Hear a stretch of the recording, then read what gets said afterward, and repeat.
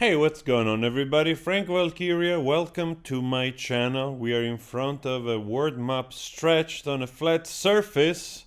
So, before we go, thank you very much for supporting the page. Also, go subscribe to the original video here of KH Anubis, if it's his video, hopefully.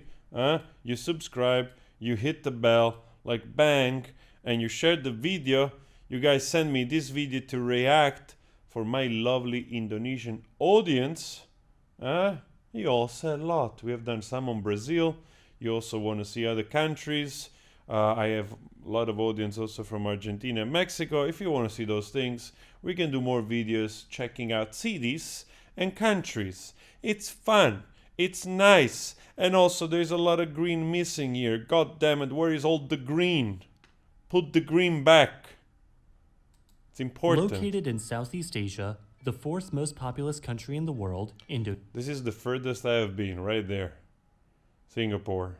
This is the furthest I have ever been on this planet so far. Indonesia stretches across a massive expanse of well over 5,000 kilometers, from the Andaman Sea to the Torres Strait. And Indonesian is a domain huge. wider than both the continental United States and the continent of Europe. However, while most countries are fairly contiguous, making for easy land transport, Indonesia is divided amongst thousands of different islands, presenting a unique challenge. So it's so shocking when your perception, because the perception of a person usually depends on where you live. I live in Europe. I know more of my existence sort of like focusing on the image of Europe as a sort of beginning of the rest, And as soon as you start to shift that perception, you start to see the map in a different way. It's really quite remarkable, actually. I have navigated around this world, or some of it, by cargo ship, and you realize it's quite big. It's bigger than you think it is. It's because we fly by plane, and the distances are quite short. But when you travel like 15, 20 kilometers an hour, wow, it takes freaking forever to go from one place to another. Like seriously, weeks, months. To the archipelago nation. Indonesia's geography is in many ways blessed and cursed at the same time. So how does Indonesia keep itself together with the geographic challenges that it faces? The Republic of Indonesia is located on what can be known neutrally as the Nusantara Archipelago, bordered by Malaysia, Papua New Guinea, and East Timor, and not comparatively far from Singapore, the Philippines, and Australia. Indonesia's 270 million people live on 6,000 of its islands, which in total can number anywhere from the Indonesian government. It's like more than Brazil. Also Brazil is like, what is it, Brazil? 240 million? Wow, like Indonesia and Brazil are some of the most, of course, they're huge countries, even if it feels scattered here, but there's so much territory in between islands and those pieces. National Mapping Agency's estimate of 13,466 to their space agency LAPAN's count of 18,307. Wow, that's a lot. This discrepancy is thought to be due to either counting reefs that appear above the waterline at low tide or peninsulas that only become islands during high tide.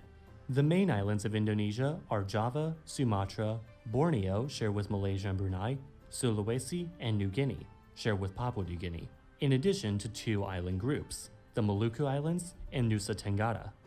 Indonesia's capital and largest city, Jakarta, lies on the northwestern portion of the island of Java. With a population of around 150 million, 31 million of whom living in the Jakarta metro area, Java is the most populated island in the world, and home to more than half the population of Indonesia. What? I gotta find out how big this is. There's like 100 million people living in here. Oh my god. That's one crowded place. Isn't Bali here? Is this Bali here right there, right? And 13 of its 20 largest cities. As such, Java is effectively the core of the Indonesian Republic. Due to the mountainous terrain in the south of the island, most of its population lives on the northern coast on the Java Sea, toward much of the rest of the country. To the west lies the far larger but less populous island of Sumatra. With 26% of Indonesia's population and 4 of its 20 biggest cities, Sumatra is actually comparable in size and population to Spain. In the north, shared with Malaysia and Brunei, is Borneo. of which Indonesia Well, that means that if the territory is like more or less like like the size of Spain, there is also a lot of, there's probably also a lot of forests. There's a lot of places which they're not inhabited.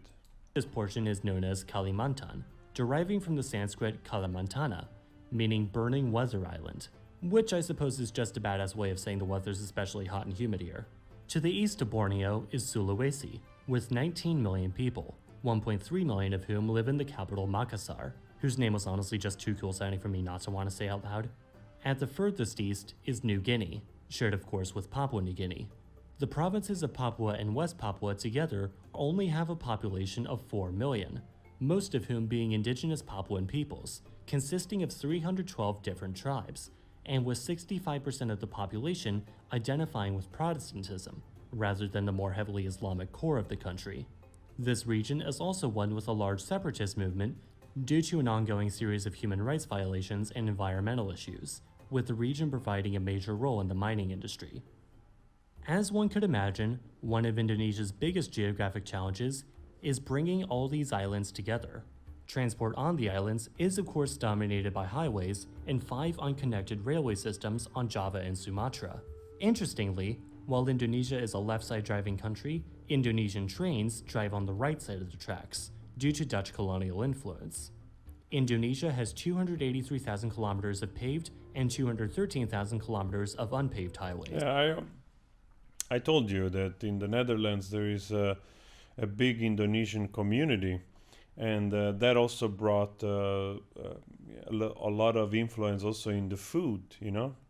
There's a lot of it's so funny because Indonesian food, like snacks and takeaway, it's very, very common here. Like I think in the last 40 years or so has become like a sort of staple also of a Dutch sort of living.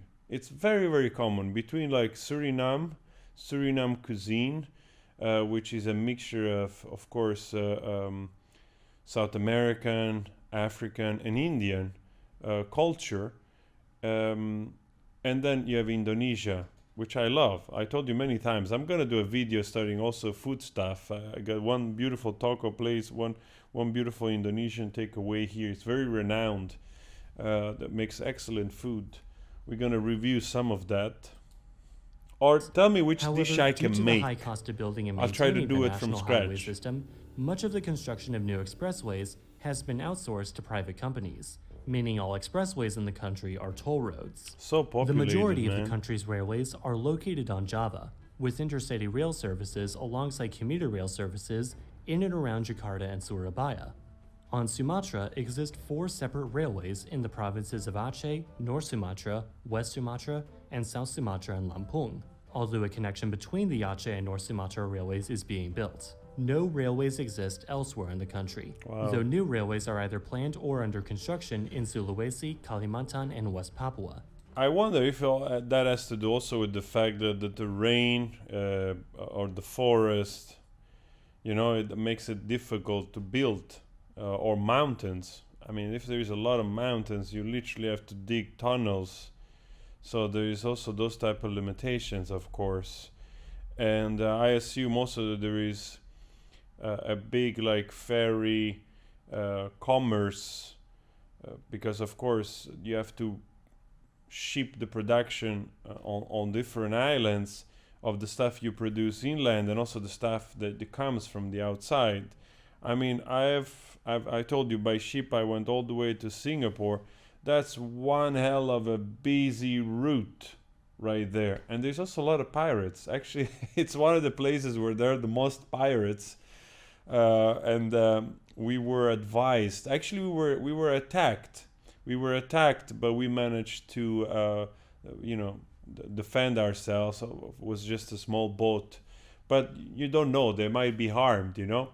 So, like usually the ships, they are told not to navigate close in the Moluccan Strait. It's like basically the water in between. I think Malaysia, Indonesia on this side, and they tell you to navigate really in the middle so that you're far away from both coasts, because there's a chance there is a lot of pirating going on there. Sounds like 2 centuries ago, but both there and also in the Somalian area, there is a lot of pirates, and For I've both been going passenger and cargo through service both. between islands, sea travel plays an especially important role in Indonesian transport.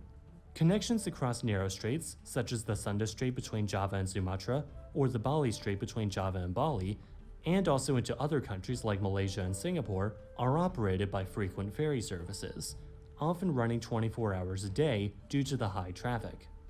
Between both the major islands and the more remote islands, especially in eastern Indonesia, run a network of longer distance passenger ferries, most notably under the national carrier Pelni. Pelni runs a fleet of 25 passenger ships, in addition to cargo ships, on set routes between certain cities.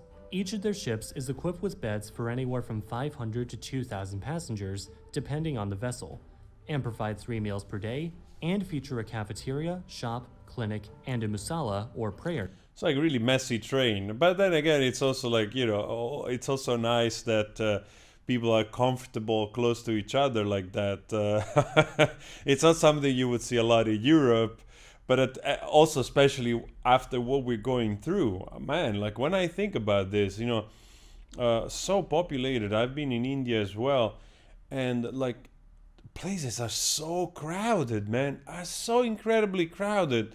Then you think like, wow, it's like it's a miracle hasn't happened before with the spread of viruses and stuff.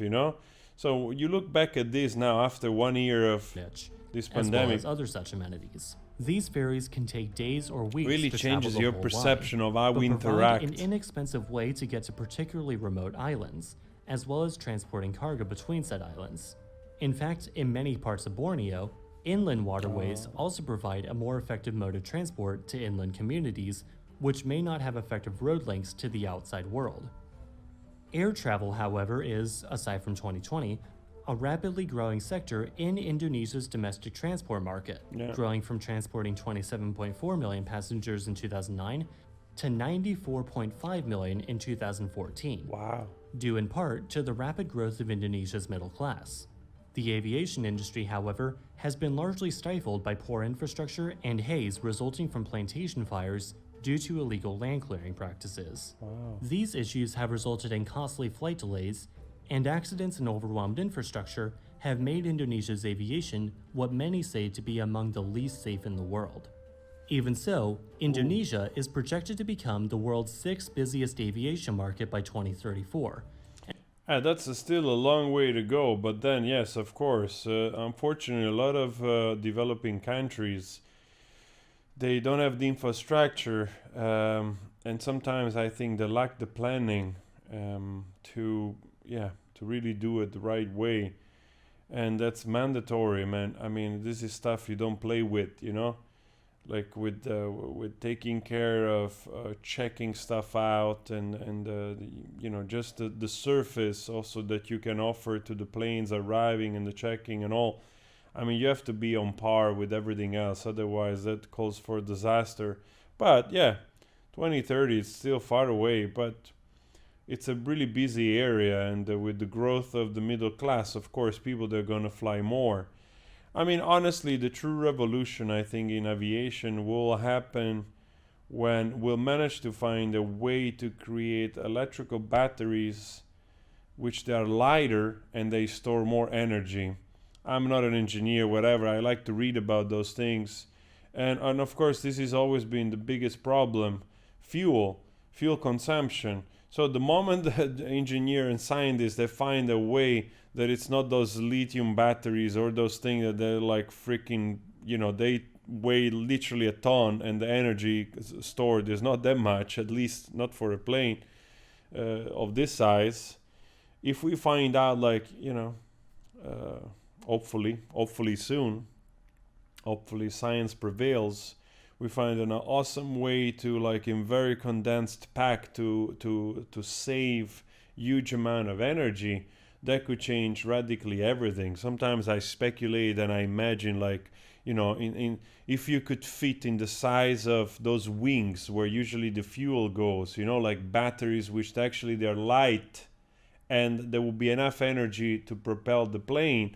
Wow, that will change everything. But I think a ticket in the plane could be like maybe just a few times more expensive than a bus ticket or something, you know, because the cost will lower so much. Just saying, for instance, that will really change a lot, really. Now the aviation has already changed in Europe because tickets are like a couple €100 to move for a couple thousand kilometers, you know, but something like that will make also smaller trips, smaller plane more efficient.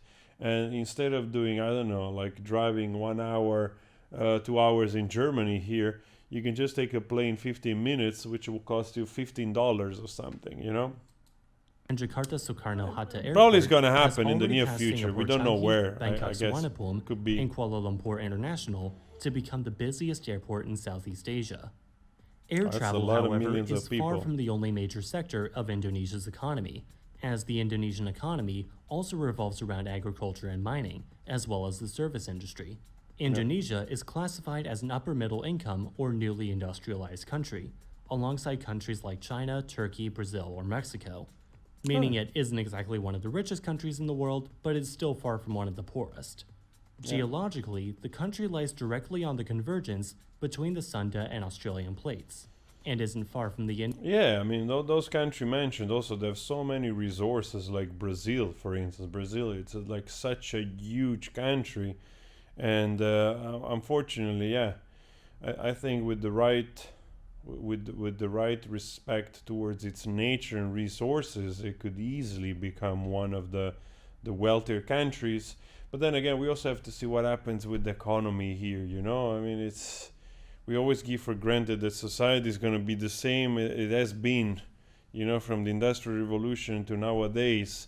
We also don't know that for certain, and maybe we also have to look into other ways of evolving, developing, because yeah, well, that opens another discussion. You know, for how long can you produce? For how long can you consume? For how long you can recycle? For how long you can make people believe or need that they want stuff, so that you can keep producing, and companies and all that kind of loop. You know, like for how long you can keep the model going, you know? Indian, Philippine, and Pacific plates either, making the region extremely tectonically active. This also means Indonesia is one of the most volcanic countries in the world, proving an obvious curse, but in some ways also a blessing in disguise, as it gives the country incredibly fertile soil for agriculture, though agricultural conditions can still be quite unpredictable. Jakarta, however, poses the country with a massive problem, as the city is shrinking at a rate of 10 centimeters per year, with parts of North Jakarta having sunk more than 2.5 meters in the last decade, putting Jakarta as the fastest sinking city in the world. The Indonesian government has undertaken a $200 million plan to build a seawall to protect the city from rising sea levels due to climate change. Wow. However, the water level isn't just rising, the city itself is sinking, due to a combination of new developments on top and the draining of underground aquifers below for drinking water. Partially in response to concerns over the future of Jakarta. Oh man, that graphic doesn't look good to me. I know that probably doesn't look like exactly like that, but it doesn't look like good to me.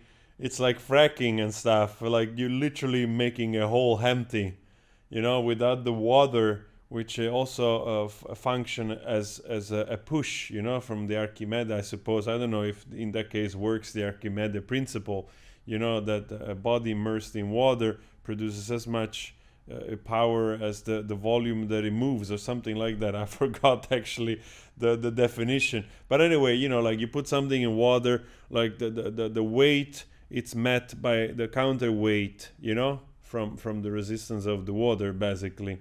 So if there is nothing there, like supporting the water, the ground, that feels like it might cave in, like quite rapidly if there is as well as calls from those living outside Java. crack President or Joko something. Widodo Wow. announced plans to move the Indonesian capital to the province of East Kalimantan on Borneo. This new planned capital city will take the name Negara Rimba Nusa, meaning Forest Archipelago. However, the project has been met with environmental concerns, namely with concerns over local rainforests, which are a natural habitat for the critically endangered Bornean orangutan. Beautiful It animal, is, however, man. thought that moving the capital will also attract many away from Jakarta, in hopes that this will at the very least reduce the strain on Jakarta's roads and drinking water supply. Indonesia ended up with the borders it has today largely through being colonized by the Dutch. Both the spices native to the islands, as well as Indonesia's hold on important choke points for global trade. I think Indonesia was part of, if not the main, like the Indian company for spices. What a peculiar thing that I think, I don't know, in the golden age of commerce and the 1500 on, which also Northern Europe became very wealthy, including the Dutch, with maritimes export and import basically. They discovered spices, and spices became so valuable, you know, like the stuff that in Europe didn't exist. The same also coffee and tea. You know, what a peculiar thing when you realize that it's roughly 500 years which people have been consuming in Europe, tea and coffee, I assume. I don't know if coffee if it was before, because probably through the Middle East, but I honestly don't remember. I don't know if already the Greeks were using, I don't think so. And also the Roman Empire. I think it's something more recent than that. Ultimately attracted interest from European powers, resulting in the Dutch taking over the area within these specific borders. What was previously a series of different kingdoms, sultanates, and empires was merged into what today is just one republic. A powerful republic which must nonetheless manage the interests of its several thousand islands and the 270 million living in the country as a whole. Wow. Well, I'm happy that, you know, the old Dutch thing, I'm sure there's a lot of stuff that didn't go really well at that time, which happens with colonization. Now I'm happy, you know, I'm happy things are good, you know, and there is a great, I'm not Dutch, I'm Italian, but I live here. So it's great that there is a big Indonesian community here also living here. There's actually a big community of Dutch Indonesian, like, you know, new generation, which they've been born here and they have roots connection with Indonesia. So it's really nice, that part. Very informative, very interesting video. Always those videos, you know, like I like to learn about the country, but then at the same thing, my mind gets like a sort of overview, you know, like those things always trigger other thoughts in my head about, you know, socioeconomic and politics and the future and they all kinds of stuff, which is similar basically everywhere. Yeah, but anyway, guys, this was really interesting. Thank you so much for the original video. Go check it out if you want. Yeah, also to the original owner, you can claim this video, you know, monetize it or whatever. You know, don't block it or at least tell me if you want me to remove it or something. I don't need to make any money out of this whatsoever. I'm just doing it for my audience to share it. And also, you know, like you can, you know, like I said, you can subscribe to KH Anubis and check more videos. And if you want to see more videos, guys, let me know. We'll do exactly that. Always spread love. Mantap. Ciao. What?